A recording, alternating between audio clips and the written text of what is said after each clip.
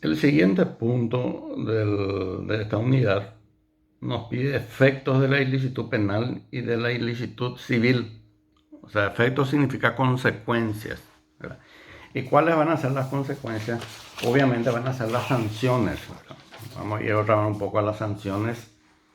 Eh, Repetir un poco, ¿verdad?, lo que ya mencionamos, que las sanciones se dan, por ejemplo, en el Código Penal, con penas corporales, que son privación de libertad, pecuniarias, que son las multas, y también existen las inhabilitaciones. De eso me olvidé y no lo mencioné, ¿verdad? Eso están establecidos como consecuencias, como penas, consecuencias de la comisión de un hecho punible o de un ilícito penal.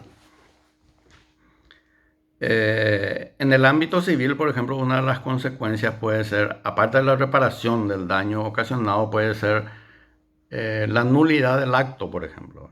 Entonces, eh, a lo mejor ya escuchamos por ahí una nulidad de título o una nulidad que se plantea la nulidad de un contrato o cualquier tipo de acto jurídico que contenga un vicio. Entonces, la sanción en ese caso no va a ser la de reparación, sino la de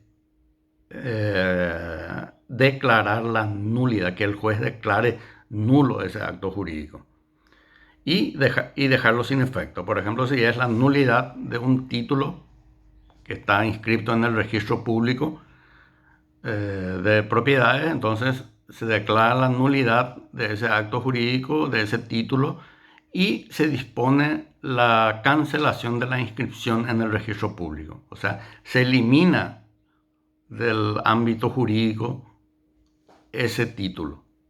Y obviamente al eliminarse ese queda vigente el anterior, ¿verdad? Y las razones pueden ser muchas, ¿verdad? Por varios vicios que pueden darse para que se pueda declarar nulo un título de propiedad, ¿verdad? Eso también vamos a ir viendo en la parte de obligaciones, ¿verdad? No se apuren tanto con relación a eso, ¿verdad?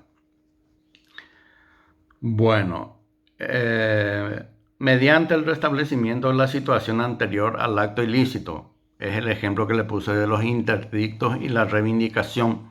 Por ejemplo, alguien ingresó a una propiedad que yo tenía en una zona rural, eh, estos autodenominados campesinos sin tierra, por ejemplo, ¿verdad?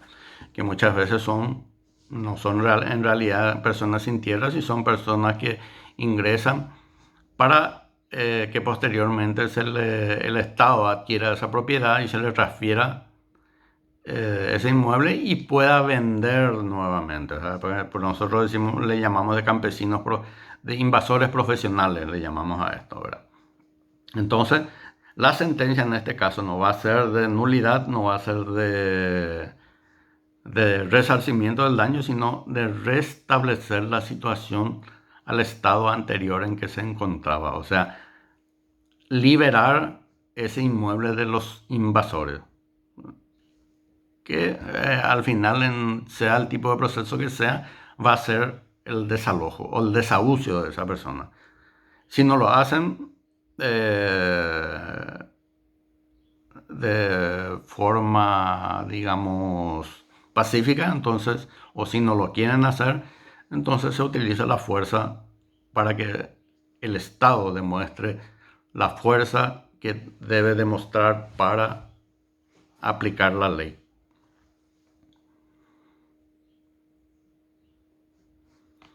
Y por último, mencionando, ¿verdad?, que es lo que ya hemos visto anteriormente, la reparación de los daños y perjuicios, ¿verdad? Cuando el hecho en sí no puede restituirse, no puede darse o establecerse otro tipo de sanción civil, entonces lo que se hace es, se va por la vía indirecta, que son el la reparación de los daños y perjuicios. ¿Y cómo se hace eso? Por, por medio del pago de una determinada suma de dinero que el juez va a determinar en su sentencia. El juez es el que va al final determinar cuánto es lo que realmente se debe pagar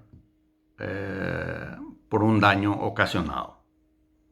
Obviamente que para eso debe existir un proceso previo y la parte afectada tiene que demostrar todos los daños que ha sufrido, inclusive el daño moral, y demostrar por medio de documentos u otras vías el monto que está exigiendo en el escrito de la demanda.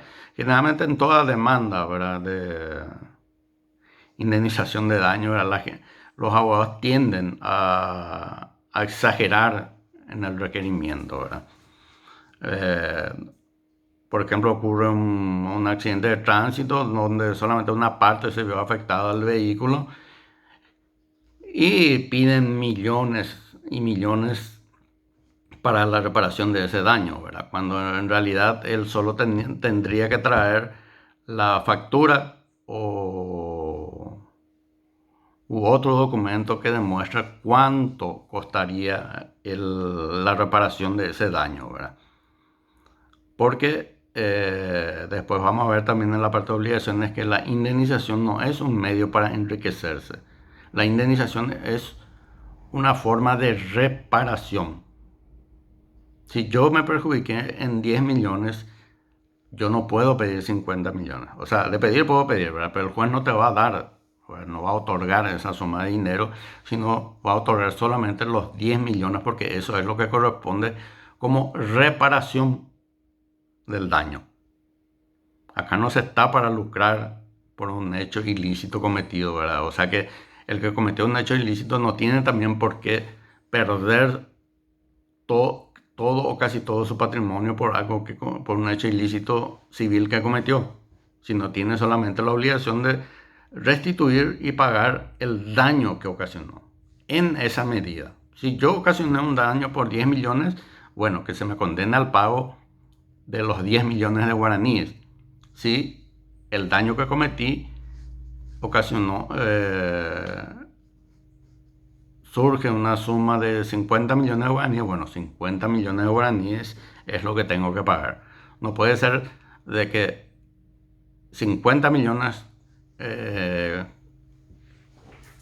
cueste la reparación de ese daño y a mí se me condena al pago de 100 millones o 150 millones, ¿verdad?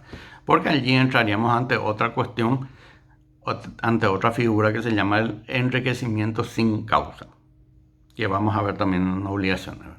Lo único que le digo acá en esta parte es de que el daño no puede exceder del monto real que se ha ocasionado.